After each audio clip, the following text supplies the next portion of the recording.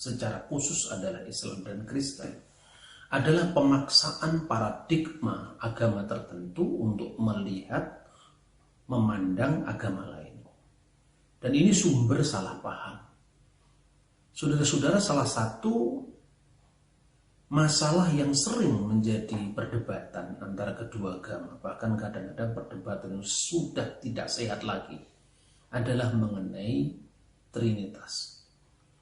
Bahkan hubungan kekerabatan antara dua agama yang sudah terjalin begitu lama sejak kemerdekaan Indonesia ini sampai sekarang, muncul ke permukaan letupan-letupan konflik yang dipertajam karena penilaian teologis agama kita terhadap agama lain yang sesungguhnya itu belum tentu benar.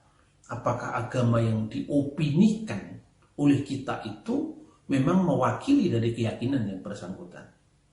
Tentang Trinitas misalnya, mulai dari fatwa haram untuk mengucapkan selamat Natal, bahkan tegur sapa dan kesantunan sosial yang sudah lama dipraktekkan di negeri ini seolah-olah langsung hilang begitu orang takut untuk dianggap mengaburkan akidah kita dengan yang lain. Nah, tentu kita harus memberi hak kepada agama yang bersangkutan. Apakah benar keyakinannya seperti yang dituduhkan? Trinitas dalam iman Kristen itu tidak dipahami sebagai tiga Tuhan yang terpisah. Dan tentu kita memerlukan pemahaman metafisik yang cukup untuk memahami ketuhanan. Artinya satunya Tuhan tidak sama dengan satu bilangan, satu batu. Bukan sekedar wahdaniyat bil adat. Tapi khususnya tentang Trinitas adalah wahdaniyat bin nisbah. Bagaimana Bapa, Putra, dan Roh Kudus itu sesungguhnya satu Allah, satu wujud Allah yang dikiaskan dengan Bapa, yang dalam diri Sang Bapa bersemayam kekal firman-Nya dan Roh-Nya. Nah, saudara yang terkasih dalam Tuhan, salah satu ayat dalam Al-Quran yang sering diangkat ke permukaan, bahkan itu sebagai dasar fatwa untuk misalnya larangan sekedar mengucapkan selamat Natal misalnya. Itu adalah antara lain surat An-Nisa ayat 171, surat Al-Maidah ayat 72, ayat 73, ayat 116. Itu ayat yang sering sekali diperbincangkan oleh para ustadz di televisi-televisi maupun di dakwah-dakwah di media sosial. Nah, apakah benar apa yang dikatakan Quran tentang keyakinan Kristen itu benar-benar memang diyakini orang Kristen? Ya ahlal kitab, wahai orang-orang yang diberikan kitab, maksudnya Yahudi dan Kristen, la taqlu fid dinikum, jangan kalian berlebih-lebihan dalam agama kalian, wala taqulu Allah ilal haq, dan jangan mengucapkan tentang Allah kecuali yang benar. Jadi di sini ada semacam penilaian dalam Islam yang didasarkan atas teks ini bahwa orang-orang Kristen itu berlebih-lebihan dalam agama mereka. Lalu bagaimana pandangan Quran yang semestinya diyakini oleh orang-orang ahli kitab tentang Isa?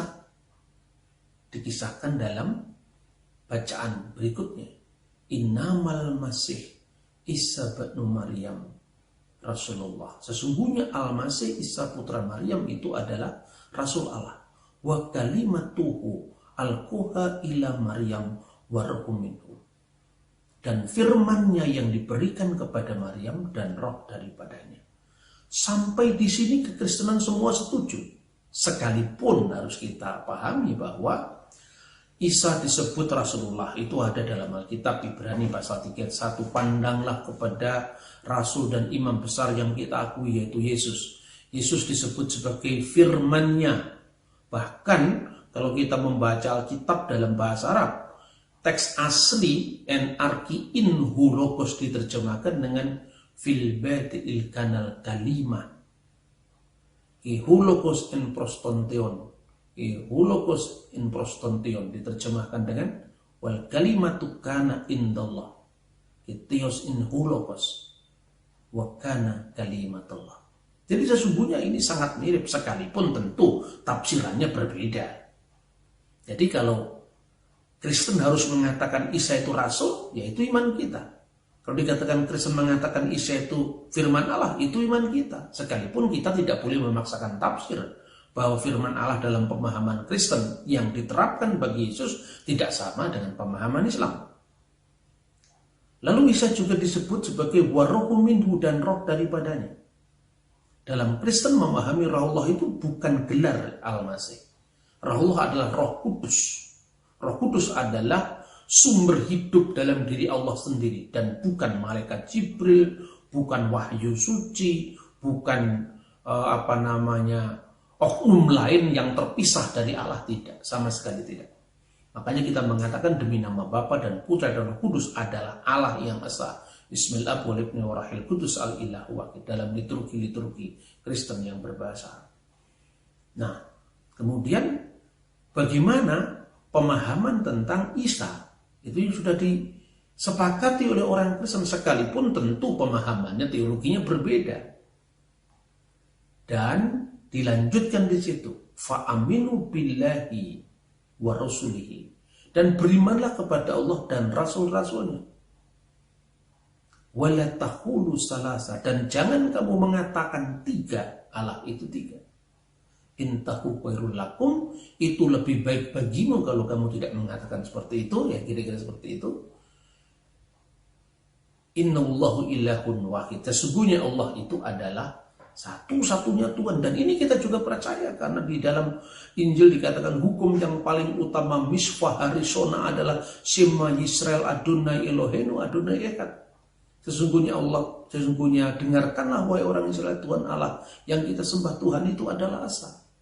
Jadi kita sepakat, innallaha ilahun wahid subhanahu ayyakuna waladun, dan sesungguhnya Allah itu maha suci daripada dia memiliki seorang anak. Nah, ini perlu dijelaskan, anak dalam pengertian apa? Iman Kristen tidak pernah mengatakan bahwa Yesua ibnullah itu karena Allahu walada, tidak pernah. Atau dengan demikian bertabrakan dengan lam yalid walam yulad walam yakul lahu kufuwan ahad. Sekalipun istilah diperanakkan itu muncul di sana, sekalipun istilah ibnullah itu muncul di sana, tapi tentu pemahamannya sama sekali bukan fisik biologis. Nah, itu sudah. Akhir yang kedua yang sering dijadikan dasar untuk penolakan terhadap iman Kristen itu adalah surat Al-Ma'idah ayat 73. Dan ini biasanya diucapkan oleh para ustadz itu dengan nada yang sangat orakel dan meninggi. Laqad kafara ladina qalu innallaha salisu salasa. Jadi bukan kami tidak mau menghormati orang Nasrani, tetapi memang ayatnya jelas. Ya betul, itu kan jelas bagimu. Ayat itu kan berlaku bagi yang mempercayai ayat. Lah orang lain kan juga punya ayatnya sendiri. Dan ketika kita mengembangkan pandangan terhadap orang, harus dicocokkan dulu apakah seperti itu yang dimaksud oleh orang yang bersangkutan. Inilah dialog, tidak bisa kita paksakan. Nah, saudara-saudara, saya hanya ingin menyampaikan kepada publik pelurusan opini. Dan saya tidak coba untuk mengintervensi orang lain, bahkan ketika saya mengutip teks-teks Quran. Karena bagaimana saya akan meluruskan kalau saya tidak membandingkan definisi Trinitas yang sebenarnya seperti apa dengan apa yang dituduhkan oleh teks-teks yang dipahami sebagai Trinitas tadi. Nah, maka harus kita lihat sejarah penafsiran Al-Quran itu merekam bagaimana kronologi perkembangan pemahaman para ulama Islam tentang perjumpaannya dengan iman Kristen. Saat Nabi Muhammad berada di Mekah, mungkin teks-teks yang dibaca tadi sama sekali tidak berkaitan dengan kekristenan mainstream yang jelas-jelas tidak pernah percaya bahwa Allah itu tiga, yang jelas-jelas tidak pernah percaya bahwa Allah itu ketiga dari yang tiga. Maka disinilah perlu kita membandingkan interteksnya itu, bagaimana keyakinan Kristen, sumbernya apa, bahasanya apa, terminologi yang dipakai cocok apa tidak. Nah, saya membaca di dalam tafsir yang tertua yang ditulis oleh tafsir Muqatil bin Sulaiman, itu ditulis kira-kira tahun 776. Di sana teks-teks Quran itu dipahami benar-benar secara sederhana karena kemungkinan besar perjumpaan Kristen dan Islam itu baru tahap yang belum terlalu maju.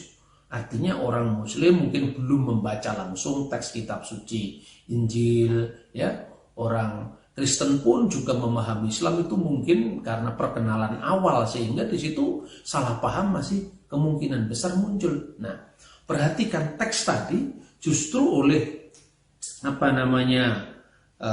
Muqatil bin Sulaiman itu dipahami sebagai tritheisme, bukan trinitas. Misalnya di dalam surat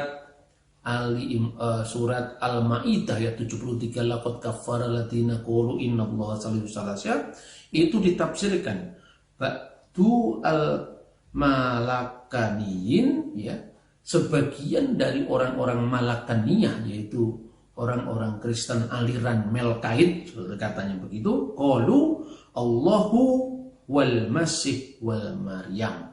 Allahu wal Masih wal Masih wa Maryam. Allah dan Al-Masih dan Maryam. Jadi ini tritheisme karena jelas-jelas bahwa Maryam tidak masuk di dalam Tritunggal dalam konsep Kristen. Lalu di dalam tafsirnya atas surat An-Nisa 171 tadi yang dibaca, wala tahulu salasya, itu dipahami yakni la taqulu innallaha azza wa jalla salisu salasya. Jangan kamu mengatakan bahwa sesungguhnya Allah azza wa jalla adalah ketiga dari yang tiga. Ini jelas-jelas tritheisme, tiga Allah yang terpisah. Karena ketika orang Kristen berbicara tentang Bapa, Putra, dan Roh Kudus itu pengertiannya imanen. Artinya sebelum ada ruang, sebelum ada waktu, sebelum ada jarak, dan itu dalam keabadian. Maka yang disebut dengan kelahiran ilahi, firman Allah dari roh Allah, yang dikiaskan dengan putra Allah itu kelahiran abadi, bukan kelahiran dalam ruang waktu yang memerlukan istri, memerlukan hubungan biologis, pengandungan, kelahiran, bidan, rumah sakit. Sama sekali bukan itu. Maka dikatakan al-mauludu minal abi qabla kulli tuhur, yang dilahirkan dari Bapa sebelum segala zaman. Nur min nur, seperti cahaya terang yang keluar dari sang terang atau sumber terang. Ilahun hakun min ilahin hakim, Allah yang sejati dari Allah sejati, karena sumber yang mengeluarkan firman yang sepenuhnya ilahi tidak kehilangan keilahiannya ketika firmannya itu keluar untuk menyatakan dirinya. Karena keluar masuk di sini bukan kategori ruang, bukan kategori waktu, tapi itu hanya untuk menggambarkan bagaimana Allah yang tidak dipahami secara matematis, yang tidak dipahami dalam konteks ruang dan waktu itu menyatakan diri dalam konteks ruang dan waktu, sehingga Allah di dalam keabadiannya yang gaib, yang tidak dikenal, yang transenden menjadi dikenal oleh manusia. Nah, itu yang disebut Bapa, Putra, dan Roh Kudus. Makanya selalu ditekankan Allah yang esa. Maka ketika firman-Nya menjadi manusia, surga tidak pernah kosong, karena Tuhan itu omnipresent. Tuhan itu tidak terikat oleh aspek ruang dan aspek waktu. Itu kira-kira yang saya baca dari tafsir Muqatil bin Sulaiman, kira-kira dari tahun 776. Kemudian sekitar abad ke-10 muncul tafsir dari seorang penafsir besar dalam dunia Islam, namanya adalah Imam Ibnu Jarir At-Tabari. Nah, di sana pemahaman tentang kekristenan itu sudah lebih maju, karena dia mengerti bahwa Tritunggal itu tidak sesederhana yang digambarkan oleh sekte-sekte heretik di Mekah tadi. Misalnya ketika dia mendeskripsikan tentang iman Kristen, dia mengatakan al-ilahul qadim jauharun wahid. Jadi Tritunggal itu dipahami sebagai Tuhan atau Allah yang kekal, yang berada di dalam jauhar wahid, berada di dalam esensi yang esa. Ya salasata akonim, yang terdiri dari 3 hipostasis atau 3 uknum. Uknum di sini adalah cara berada ilahi, personalitas ilahi yang tidak sama dengan personalitas individual yang terikat oleh ruang dan waktu, yang terpisah sama sekali, bukan itu. Yaitu siapa yang disebut ketiga uknum tadi? Uknum ini bukan saksun, bukan ketiga yang terpisah secara individual. Aban walidan gaira mauludan. Bapa yang melahirkan, artinya yang mewahyukan diri, ya, dan dia tidak dilahirkan karena dia adalah pokok asal yang tidak berasal. Dia adalah zat wajibul wujud kalau dalam bahasa ilmu kalam Islam. Wa ibnan mauludan gaira walidan. Dan putra yang dilahirkan artinya firman yang menyatakan diri Allah dengan cara dia keluar dari wujud Allah tanpa meninggalkan Allah kalau dalam bahasa gereja, dan gaira walidan, dan tidak melahirkan karena sumber keilahian yang disebut adzat itu adalah Allah yang dikiaskan dengan sang Bapa. Waruhan mutatabba'atan bainahuma, dan roh atau hayat Allah yang menghubungkan antara keduanya. Ini pemikiran yang brilian. Meskipun At-Tabari tentu tidak dalam posisi mempercayai Trinitas yang seperti ini yang dipahami oleh kami orang Kristen. Tetapi ini satu lompatan pemikiran yang luar biasa dari para penafsir dari generasi awal yang tidak mengenal konsep iman Kristen yang sebenarnya, sampai memiliki pemahaman yang saya kira ini mewakili pemahaman gereja sebenarnya. Lalu begitu juga kalau kita membaca tafsir lain, misalnya Fakhrur Razi dan seterusnya, itu dia tahu bahwa Tritunggal itu Bapa, Putra, dan Roh Kudus, dan ketiganya jauhar wahid. Tidak dalam pengertian ketiga yang terpisah, apalagi fisiknya Maryam, fisiknya Yesus, yang kemudian dimustahilkannya tiga serangkai itu untuk dipertuhan karena yakulani to'am, karena keduanya biasa memakan makanan seperti yang digambarkan sekte-sekte Kristen di Mekah dan sekitarnya. Karena memang pemahaman-pemahaman primitif seperti itu hanya dijumpai di sekitar Mekah yang memang itu sangat subur dengan bidat-bidat Kristen. Maka jauh sebelum kelahiran Islam, kira-kira tahun 400-an, Epifanius dari Salamis sudah mengingatkan, ini kebanyakan sekte-sekte ini yang muncul ini, bahwa Maryam itu kita hormati. Di gereja diberikan salam. Salamu alaiki ya Maryam mamtali'atan nikmatan rabbu ma'aki mubarakati anti finisai wa mubarakatu samaratu batniki Yesu al-Masih ya Maryam al-Khitisah ya walidatul ilah. Itu dipahami dalam dunia Kristen. Ya, sekalipun dalam pengertian ini bukan Maryam itu melahirkan Allah, tidak. Tapi dia melahirkan firman Allah yang secara tak terpisah dengan keilahiannya benar-benar Allah. Sekalipun bisa dibedakan secara kemanusiaan dan keilahiannya pada saat yang sama. Dan bicara seperti ini tentu tidak sama dengan bicaranya satu kelereng, dua kelereng, satu klepon, dua klepon yang dimakan. Bukan itu, karena itu kan terikat oleh ruang dan waktu. Ketika orang mengatakan misalnya, sayalah yang melahirkan gagasan ini, gagasan ini lahir dari pikiran saya, tentu tidak pernah harus mengatakan lahirnya gagasan itu telah memisahkan kita dari gagasan kita. Karena itu sesuatu yang bersifat abstrak, bukan sesuatu yang sifatnya fisik, apalagi untuk Allah.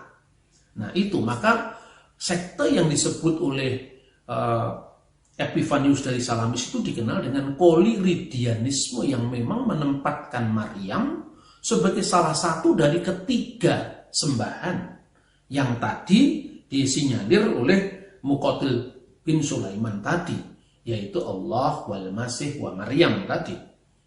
Nah kemudian saudara-saudara, yang menarik juga yang mau saya sampaikan, satu lagi catatan saya, yaitu seorang ulama besar dari Indonesia. Namanya adalah Syekh Nawawi Al-Bantani. Nah, beliau ini ulama besar yang menulis buku tafsir yang berjudul Maroh Labid Tafsir An-Nawawi. Nah, dia ini kakeknya wakil presiden kita, Mbah Ma'ruf Amin. Ya, namanya sangat masyhur di Timur Tengah dan masuk dalam buku Kamus Al-Munjid yang ditulis oleh seorang Kristen Maronit dari Libanon, namanya Louis Makluf, Syekh Nawawi Al-Jawi atau Syekh Nawawi Al-Bantani. Saya kutipkan satu informasi penting di sini. Innallaha jauhar wahid. Sesungguhnya Allah itu memiliki jauhar esa. Ini gambaran Syekh Nawawi Al-Bantani tentang Trinitas Kristen, ya.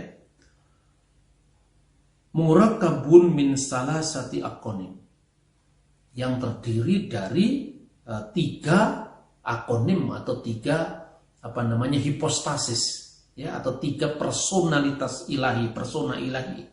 Abu, Ibnu, Waruhun Kudus, Bapa, Putra dan Roh Kudus. Wa anu bil abil dati wa ibnil kalimah wa rohul hayah. Dan itu diumpamakan atau dikiaskan Bapa itu sebagai zat, sebagai self, substance, ya. Makanya kalau dikatakan dia sendirilah himself, itu huwa datuhu. Dan banyak orang Kristen yang awam dengan Timur Tengah, ya, memahami orang Islam menyembah jat dan jat cair, jat padat, itu juga salah yang seperti itu. Kita jangan mengembangkan penafsiran yang salah terhadap orang lain. Sedangkan kata dat itu juga ada dalam Alkitab bahasa Arab.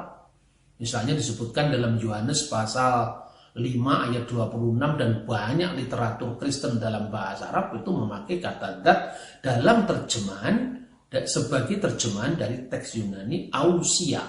Dan ausia terdiri dari tiga hipostasis yang diterjemahkan dengan dat dan sifat, atau jauhar dan uhnum tadi. Tinggal konteksnya seperti apa. Nah, yang terakhir, jadi ketika kita memahami, ya, agama lain, dalam pemahaman agama itu sendiri sama sekali tidak mengkompromikan iman. Siapa yang tidak mengakui kebesaran dari Ibnu Jarir at-Tabari? Siapa yang tidak mengakui kemasyhuran, kepakaran dari Syekh Nawawi Al-Bantani, kebanggaan kita semua orang Indonesia, penafsir besar dari zamannya, menulis kitab banyak sekali diterbitkan di Mesir, di Istanbul. Ini luar biasa. Dalam posisi dia tidak meyakini iman Kristen, tentu karena dia seorang Muslim, tetapi dia tidak mengembangkan kesalahpahaman terhadap agama lain. Kita orang Kristen tidak bisa menerima misalnya ajaran Islam. Muhammad bukan nabi kita, Quran bukan firman Allah bagi kita. Tetapi kita tidak boleh memahami Islam atau kenabian Muhammad dari ukuran kita sebagai orang Kristen. Nah, lalu yang terakhir saya ingin kutipkan bahwa apa yang disebut salisus salasia, ketiga dari yang tiga, atau wala taqulu salasa, jangan menyebut Allah itu tiga, itu bukan Trinitas. Dan ini terdapat dalam tafsir Al-Qasimi, ditulis oleh ulama besar di abad kita, di awal abad ini, yaitu Muhammad Jamaluddin Al-Qasimi, lahir tahun 1866 dan meninggal tahun 1914 saat Perang Dunia Pertama, jadi itu masih abad 20. Beliau menulis dalam tafsirnya Mahasin At-Ta'wil dengan mengutip, ya, teks dari surat Al-Maidah 116, di mana Isa ditanya oleh Allah di situ. Idzkullahu ya Isa bin Maryam.